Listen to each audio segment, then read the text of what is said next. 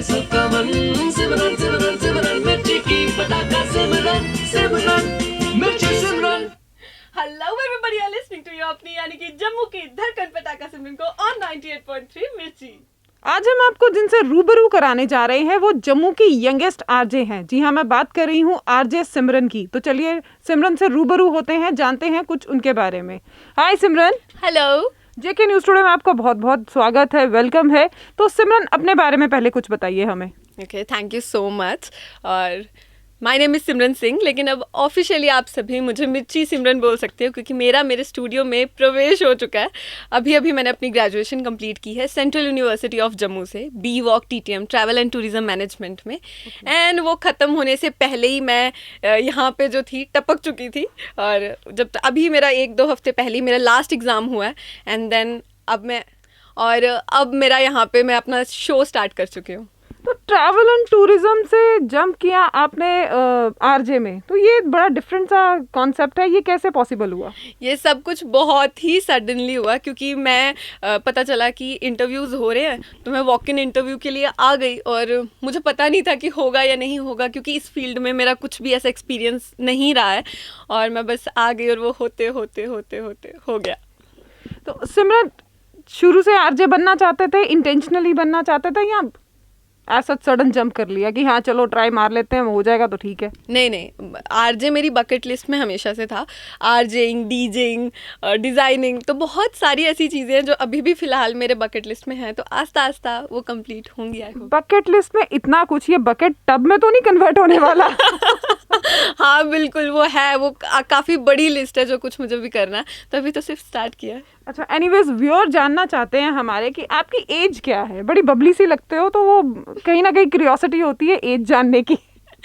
तो मेरी 22 years as है और वैसे मेरी 1 साल बढ़ा दी गई है। वो क्यों? घर वाले लोगों की घटाते हैं, मेरी बढ़ा दी है। ये भी है, लड़कियों के लिए तो सबसे बड़ा मुश्किल ये काम है।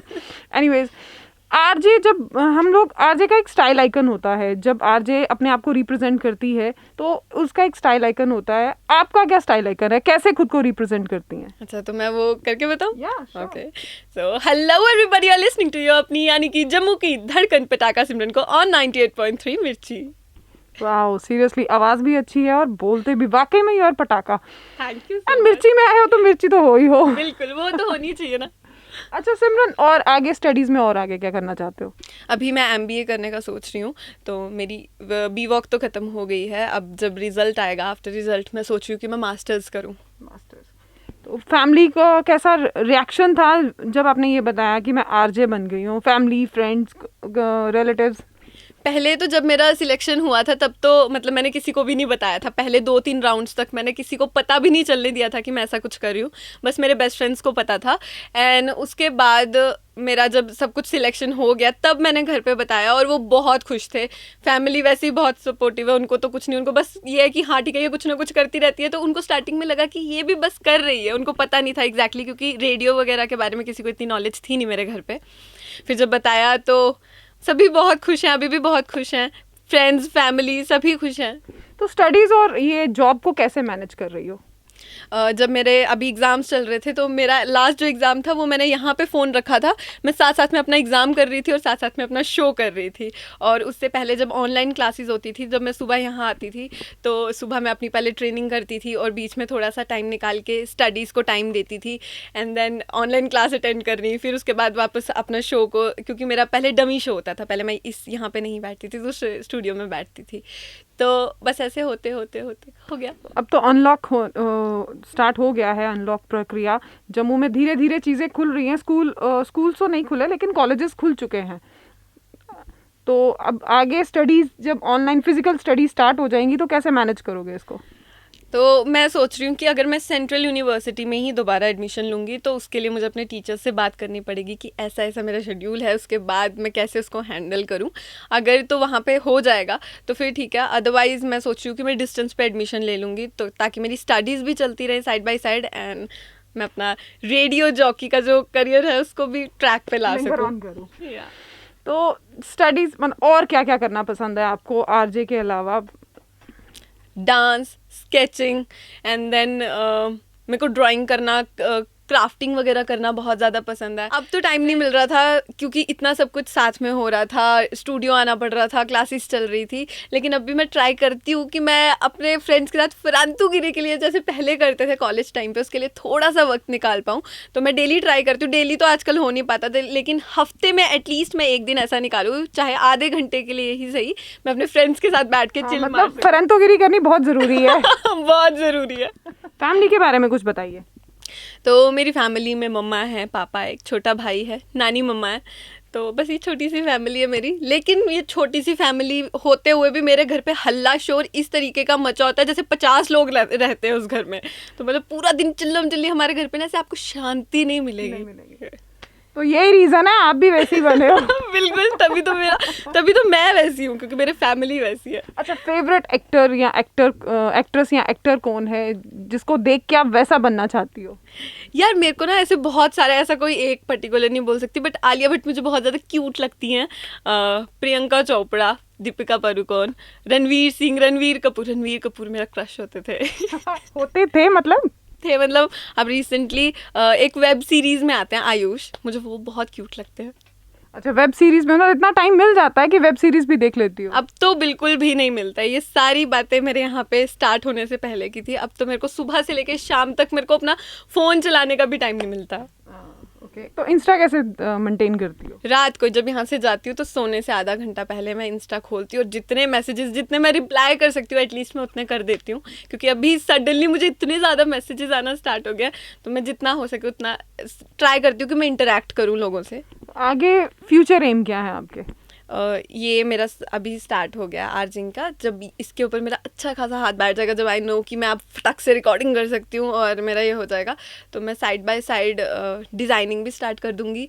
अभी जैसे ही मेरी ग्रेजुएशन की मेरी डिग्री मेरे हाथ में आ जाएगी, उसके बाद मैं MBA स्टार्ट कर दूँगी एंड देन आगे थोड़ा बहुत जाके मॉडलिंग। तो कहीं एक जगह तो रुकना ही नहीं है, बहुत सारे कामों में हाथ पाँव मारने हैं, है ना? हाँ, मैं भी अभी मुझे टाइम नहीं मिल रहा है, बट जैसे ही मुझे थोड़ा टाइम मिलना स्टार्ट हो जाएगा, मैं सोच रही हूँ कि मैं डीजेइंग भी स्टार्ट कर दूंगी। ओह, मतलब हाइट्स अपनी सोच के रखी हुई है। मैंने ये एक बाय एक स्टेप ये चलना है, आगे बढ़ते जाना है। That's good, that's a good spirit कि आपने अपना फ्यूचर इतना अच्छे से सोच के रखा हुआ है।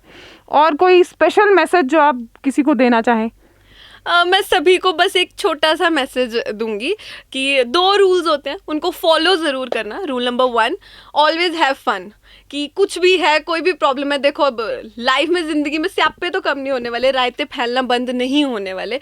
तो एटलीस्ट वो काम ज़रूर करो, उस टाइम के लिए थोड़ा सा टाइम ज़रूर निकालो जो आपको करना पसंद है। And rule number 2, follow rule number 1। तो ये बड़े सिंपल से 2 स्टेप्स, अगर इनको फॉलो करते हैं तो हमेशा, क्योंकि मुझे सभी पूछते हो तू इतनी ज़्यादा हाइपर एक्टिव कैसे रहती है, इतनी ज़्यादा खुश कैसे रहती है, तो उसका बस यही रीज़न है कि जो काम पसंद है उसके लिए थोड़ा सा टाइम निकाल लो, जैसे मर्जी, वो आपकी हेडेक है। ये क्वेश्चन तो मेरा भी बनता है कि इतनी एनर्जेटिक, इतनी बबलीनेस कहाँ से लाते हो? नेचुरली आती है अंदर से। मैंने बताया ना, मेरी फैमिली, तो पूरा दिन उनके साथ इस तरीके से इंटरेक्शन करते करते अब वैसे नेचर ही वैसा हो गया हुआ है। You are the youngest RJ in Jammu, तो ये जब सुनते हो तो कैसा फील आता है कि हाँ, मतलब आरजेस को अगर हम लोग एक माइंड सेट करके देखें तो हमारे माइंड में होता है हाँ आरजे 30+ होंगे, ऐसे होंगे, वैसे होंगे। तो कैसा लगता है सुनने में कि हाँ यार, I am the youngest one RJ in Jammu?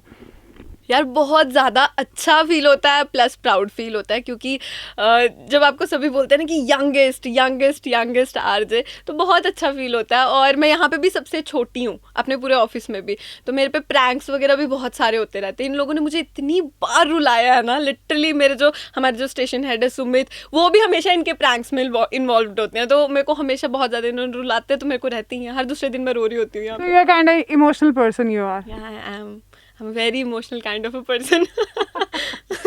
अच्छा, आरजे बनने के लिए क्या क्वालिटी सबसे ज़्यादा इम्पोर्टेंट है? कॉन्फिडेंस होना बहुत ज़्यादा इम्पॉर्टेंट है। उसके बाद कंटेंट लिखने के लिए वो क्रिएटिविटी होना ज़्यादा इम्पॉर्टेंट है, क्योंकि आप जो लिख रहे हो, क्योंकि लोगों को लगता है कि क्या करना है, सिर्फ अंदर जाना, स्टूडियो में माइक पकड़ना और बातें करनी है, बट ऐसा नहीं होता है। यू कैन सी कि मेरा ये जो ग्रंथ है ये अभी भी मेरे पास है, तो मतलब पहले हमें पूरा वो लिखना पड़ता है, उसके बाद बताना पड़ता है कि हाँ ये चीज़ मैं बोल सकती हूँ या नहीं बोल सकती हूँ, क्योंकि बहुत सारी चीज़ें ऐसी ऐसी हैं जो हम नहीं बोल सकते, वो कहीं ना कहीं कुछ ना कुछ गड़बड़ हो जाती है। तो अभी अभी मैं नई हूँ, तो फिर उसके बाद मेरे को पहले वो पूरा शो लिखना पड़ता है, एंड देन उसकी प्रैक्टिस करनी पड़ती है, बताना पड़ता है कि मैंने ये लिखा है, एंड देन उसके बाद वो शो आप सुनते हो। तो कंटेंट में कैसा कंटेंट लिखती हैं, फनीएस्ट या सीरियस, कैसा टाइप? नहीं, ज़्यादा एज जैसे आपने बताया बहुत ही इमोशनल काइंड ऑफ पर्सन है, तो कहीं वो सीरियस वाला तो नहीं लाते बीच में? नहीं नहीं नहीं, मेरी वो जो सीरियसनेस वाली साइड है ना, वो मैं ज़्यादा दिखाती नहीं हूँ, क्योंकि मैं बड़ी ना रोनतलू किस्म की सारी, मुझे बहुत जल्दी रोना आ जाता है किसी भी चीज़ पे, मैं बहुत इमोशनल हूँ, तो मेरे को अपनी वो साइड बिल्कुल पसंद भी नहीं है। Good. तो मैं हमेशा जो मेरा एक्चुअल जॉनर है, जैसे मैं हमेशा रहती हूँ, तो मैं हमेशा वही, यहाँ पे भी वही साइड दिखाती हूँ। तो सिमरन, इसमें ऑडिशंस भी होती हैं? हाँ, मैंने ऑडिशन ही दिए थे, मेरा वॉक इन इंटरव्यू था। मैंने उसकी सोशल मीडिया पे देखा था कि इंटरव्यूज़ हो रहे हैं, कंडक्ट ऑडिशन स्टार्ट हो रहे हैं, तभी मैं यहाँ पे आई थी और मैंने ऑडिशन दिया था। तो हमारे दर्शकों को बताइए आपका टाइमिंग क्या है, किस टाइम पे आप रेडियो मिर्ची पर आती हैं? आप लोग सभी मुझे 98.3 मिर्ची पर 2 से 5 सुन सकते हो, मंडे टू सैटरडे। व्यूअर्स, आप मंडे टू सैटरडे सिमरन को सुन सकते हैं 2 से 5 98.3 रेडियो मिर्ची पर। तो ये थी जम्मू की यंगेस्ट आरजे सिमरन, जिनके लाइफ के 2 ही रूल हैं कि पहला रूल कि जिंदगी में जो भी रायते फैलते रहें फिर भी खुश रहें, और रूल नंबर 2 कि पहले रूल को फॉलो करें। बस ये थी छोटी सी मुलाकात हमारी आरजे सिमरन के साथ। अगर आपको वीडियो पसंद आई हो तो कमेंट में अपने कमेंट्स ज़रूर शेयर करें। कैमरामैन भुजिंदर खजूरिया के साथ मैं Neetu Singh, JK news today, Jammu.